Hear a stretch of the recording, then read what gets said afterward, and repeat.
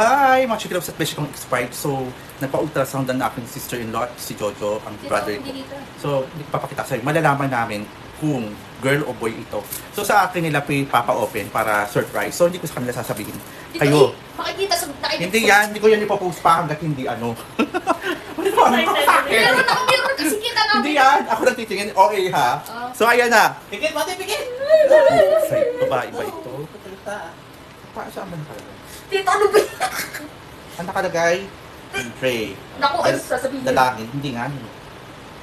Buksan na natin. Dandahan. Baka mabig ko sa kuya. Tito! Ah! Diyos ko! Nakita ko na! Ayan na! Meron na, meron. Meron na! Congratulations!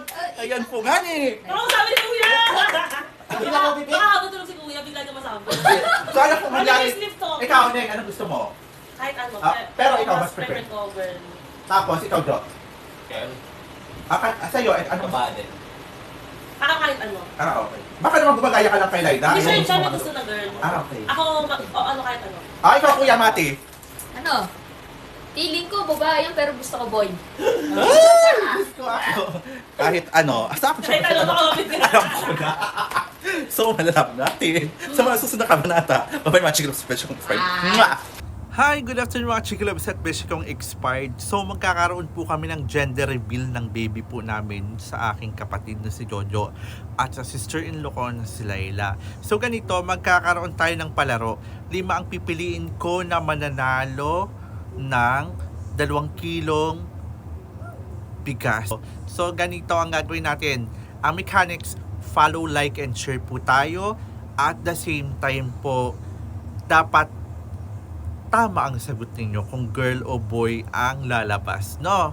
So, nagpupusa ako ng 11, tapos i-chat ko na lang kayo kung sinong nanalo kasi alam nyo naman bawal dito yung may para yung kumbaga magpo-post kayo ng Gcash Cash sa sa social media, no? Kasi baka maban ang beshi nyo.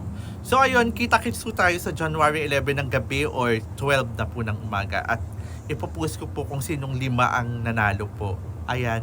Bye-bye po. Have a nice day everyone. Life, oh life, oh.